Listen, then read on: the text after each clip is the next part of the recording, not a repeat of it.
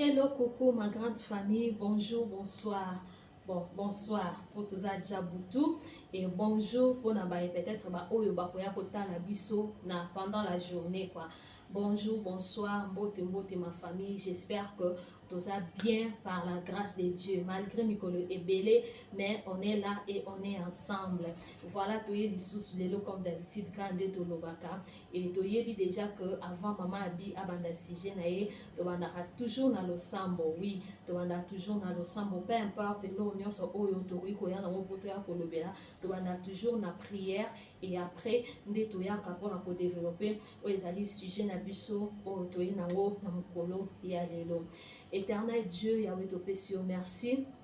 Tendre Père, Pambola Makunisama, Osa Bolingoza Malam. Merci, Nabomo ya papa, maman, de moi si mon bali, Oyo Akoso Libako ya Kotala, Ngala, Pesio, merci pour Nabomo Inaye. Yahweh te recommandé, moment Oyo, tenu to partager, c'est dans le beau Konanguya, Zala Biso début jusqu'à la fin, ticket au tenu to partager, pour Tamboma Kito, Sala Bisala Katina Biso, to Bombi Chaine, Nabiso, Seigneur, dans la Kila Nayo, Oyo Nyoso Ayo, Teza Musika, ticket au tenu to Yo Kato, Vandi Sapeto, Tiens, na Misala. Bonzambe na yo ezali ko na biso dans le nom puissant de Jésus-Christ de Nazareth. Amen. Amen, ma famille. Voilà, vraiment, on a vu que ça fait un peu longtemps, moi, Nicolas Bélé, vraiment, de yoka, de monanité, de sololité, mais par la grâce du Seigneur, on est là, on est ensemble. Bien que moi, bah, jour où ma cambozala qui tellement, mais on est ensemble par la grâce du Seigneur. Vraiment, ma maman, n'a été solo là. 22h, il est 22h chez nous. Donc, na 22h, on a télémi boye pour na yeto solo la po. Ma maman, moni sotan to solo la boye, des aramala on peut et sunga bisoto bongisa parce que balobara na mokili muto aza kokokazate. Balobara pe ke ya malamu to sa nini to zwa ko zwa ka pamba te me ko zwa ko sa nini ko kendo salela. Voilà, vous constatez vraiment que dans la carte ya cuisine. Naza vraiment la cuisine. Pourquoi on a ça la vidéo on a cuisine? Parce que tu es pour la cuisine. Il y a un moni même Nathalie R pour dire que cuisine, il y a moi si et là la salité. Moi si, ouais mi bengi moi si. Wa telema na nzela bimi ya tamboli na miso ya bateau pena yemo kazo mi benga moi si. Une femme de valeur. Moi si wana cuisine na ye et là la salité. Cuisine à moi si on est pour la salité maman. Cuisine on est pour la salité. Bien sûr, au sala on a sala, au bima pendant la journée, au sala on a fatigué, au ya, au pema quand même, au pema, au sala peu au sala. Mais juste il faut tirer kata ne fils kata 15 ou 10 minutes mon boyer. Au yebi que avant aucun décollage là, au côté rawapi na cuisine na yo pour na kobongisa, pour na ko arranger. Pour kobongisa pona ko arranger cuisine à moi si et ko la salité te basani et la salité et dans la base mususu bala bisa basani plus de 3 jours abia uta musala ayaza fatigué aye makambe belé aza na temps ça ko la basani te bona boino maman ce n'est pas ça, ce n'est pas ça. Luka ozwa ata ne fils que 10 ou 15 minutes au tia au côté na cuisine au bon c'est tout derrière. Et puis on a déjà moi ça soin. On a déjà une femme organisée. On a déjà moi si moko ya bopeto ata salité moko bo désordre moko tam sous bana ba paya ba bébé au moment na grave au moins dans gravité au moins dans le robot boy ce qui est né pour et puis déjà donc les gens s'organisent cuisine dans des arcs au salle ménage on salle musala voilà donc dans la minute quoi aussi ici et au qui se reposer parce que cuisine tant là la saleté basani ya salite ba biloko bato baliaki ba mikuwa ba fufu ba nini ba légumes et tout quand ça et ça la solo alors na solo wana tant et ça la solo wana ne solo wana et ça la ke ebenda ba insectes solo wana nde esalaka attirer plutôt bainsecte ntango ezo attire bainsecte wana nde omonaka cuisine na mwasi wana ezalaka na bampese ezalaka na babiloko ebele. Pourquoi? Parce que solo nde ezo attire bainsecte wana. Alors bainsecte wana mpe ntango bango mpe bayaka pamba te bayaka na maladi, bayaka pamba te bainsecte wana bayaka na maladi. Akoya na maladi aya tieli bino maladi na ndako bolie basani wana mona kana tongo esoko mbiete inseka botie biloko bolie mususu po mona zwika atie eloko alie ndo mona ke ba insecte wana ebendaka maladi. Moi ça là sa cuisine na salité te. Cuisine à moi si et là la salité te. Il faut qu'on évite le quoi na maman. So ko yebi ke tango utaka musala na yo o ya telle heure aux temps no ya ko se reposer parce que tango ya oza toujours na posolia. O luka toujours eloko lia. Tango ozwe eloko na o lia, tango ti eloko na o lia, après cela maman osayi nini o peni mukie o bongisi cuisine na yo. Okongisi cuisine na yo parce que eza na eloko mosusu pe yango wana ekimisaka mibali mobali so akoti kaka na ndako ayokaka kaka sola bafufu elala sola balégume sola banzungu balambela pendant madeso esali 3-4 jours sola matembele sola eloko boye ayoka ata solo nango ntango olambi yango solo nango ntango ezobima ya kolamba eno solo oyo ezobima esali mikolo ebele esali lokola sola ngai sola bololo sola nini ezoyebana kutu te so esola nini ezokimisa pe mobali na kati ya ndako ezokimisa pe mobali azala te na kati ya ndako même yo moko ntango oza mutu oza mwasi oza mutu mpena onzambe asali mama ntango ozovivre na kati ya salite wana c'est pas normal ya normal te ya normal te donc mwasi alalisaka cuisine na esalite te il faut koevite kolalisaka cuisine salite osilisi avokende olala ntango oyebi ke bana balie papa alie makambo nyonso sava avant okende kotia motu nango na mbetu mama beta tour na cuisine na yo contrôle lolenge nini ozotikela cuisine na yo ezolala na butu beta tour na cuisine na yo tala sani eza na place nango nzungu eza na place nango lavabo na yo eza ndenge nini barechaud na yo eza ndenge nini estce eza très bien nettoyé ozanga basi mosusu olambela rechaud akolamba ata mosusu surtout babiloko etokaki esopani wana ata mosusu semolo etoki esopani ekangami na plaka esa lokola biscuit pendant madesu etokaki esopani limbondo esopani dongo esopani babiloko esopana wana biso nyonso toyebi yango alors ntango biloko esopani bongo na ndako mama na rechaud ntango olambi osisi kolamba tika yango esila moto pour de peur que ozika otiki yango esila moto ese repose ntango ekosila moto wana ozwi chiffon na yo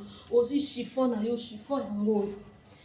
yango mwasi azanga toujours chiffon oyo te azala nango fo ozala nango toujours mibale oza nango ya konettoye lavabo na yo na ya konettoye plaque na yo ozwi chiffon na yo ezala na mwa savon otie mai na mwa savon onettoye plaque na yo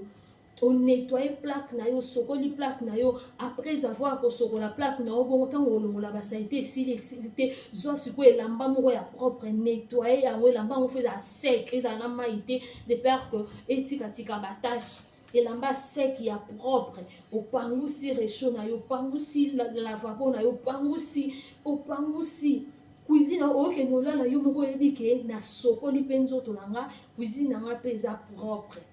Et puis, ils ont sunga yo na tongo, aux appels à misale belete. Ils ont sunga na tongo, aux appels à misale belete, parce que na tongo la muka, il faut au bongisan zoto, donc il y a musala, tant que qui paye pas là-bas, qui est des classes, papa et tout, aux hommes et diminue-moi misala. Et diminue-moi misala. Maman va na ozana cuisine na yo, si ma réchaud na yo, oyebi jour au chocolate. Si ma frigo na okutu koloba te bota banyama bota batoile d'araignée et bota biloko salité cuisine à moi c'est la salité te cuisine à moi c'est la bureau à moi si cuisine à moi c'est la bureau ya moi c'est sika o wapi moi ça la ba opération na ba biloko na eza cuisine des bureau à moi si yo so kenda na bureau muto kuti bureau muto salité. Maman, à ta bureau, on me place au salaire, et ça a salité. Pourquoi quand yanda kuna o esika ozo sa biloko bozo liana yo na famille na yo biloko ezo contribuer na santé na bino et que vous allez sika on que OK qu'on négligé. Et là moi si mon sous-sol ba na basanya c'était vous ne sali des jours pendant que au sokola basanya ça la des jours. Yo moi si na kati ya ndaku basani et ça la des jours maman. Basani ça la des jours. Na problème nini na ndenge nini na ndenge nini en tout cas ya on a écrit na vidéo oyo ba maman nanga to mekampe ko sunga to bongisa na place wana et kozala malamu mingi et kozala vraiment malamu mingi to bongisa na place wana cuisine à moi si elle a la salité. Maman place au lambeli réchaud na yo, biloko sopanye tangi, oui, tant aussi si ko lamba, au tika wesi le moto, maman pangu sa réchaud na yo. Moi si, tant aussi si au lamba, aussi si ko lamba, servir batu balié, au bon si cuisine, mutu pas continuer à cuisine à tout au lamba quand na kati ya cuisine. Mutu tuno so lamba quand na kati ya cuisine na. Pour que ayoka solo ya mabete, solo la salité te ya kopola te, azota na plaque na réchaud, amona salité te, azota na lavabo, azomona salité te. Yana basi mususu abalola ta semula pamba ona nzungu abaloli semula tiki yango semula wana ekangama ya modele nini yana nango te lokwa bafufa kala to banda olamba ya bamasangu na bakoni soki na makala nini etoki ekangami même si wana omona toujours ke to banda toujours onika tout autour ya nzungu oniki tout autour ya nzungu oniki nzete na yo balolaki oniki eloko nokatelaki fufu na yo soki semula na yo soki wana ekangami otia po yo konika yango après mais omona nzete kaka baloleli semula mwanzungu wana evandi elali oke kutu tango yo sisi kolamba wana salité wana ezata makasi te donc otie ngo na mai otie linyuka na wataka chiffon na oboy okolongola ngo elongwe nango mais par contre tango yo tika ngo bongo ekauki nango ekauki elikolo nango ta mosusu eyaki insecte moko ye susu aleki likolo nango mpona solo po solo wana atire yebiso moto yebiso la fufu so elali nde sala so la semulu so elali nde sala ba maman toka to bongisa tolobaki awa tozolobela bopeto ya mwasi tolobela libala na bopeto ya mwasi alors bopeto ya mwasi ezaka na nzoto te mwasi o bayebi ke mwasi aza mwasi ya bopeto bandaka ye place azowutela place alamukeli place awuteli nde komona mpena ke bopeto ya mwasi wana ebandi wana bopeto ya mwasi ebandaka place alamukeli na cuisine na ye na chambre na ye salon na ye ndako na ye mobimba donc okota na ndako osentir ke ndako o mwasi azali cuisine o penza ezaka nde cuisine ya mwasi c'est ça ezopesa ona bavaleur na oyo ya kibomwasi ata moto amoni yo babate azalaka so yo sokenda na ndako na ye eske yo na ndako na yo motu nyonso azalaka na poso omela mai mama ata kuta ozalaka na poto ata kuta ozalaka wapi me mosusu mpo omona mpoza mpe na poto me ata na poto yango bato mpo bamela ata mai na verre na yo même verre apamba oyo ezobimisa so azei ebimisa so la zei ebimisa so la bien te yaya nyonso wana kaka ni bolembu kaka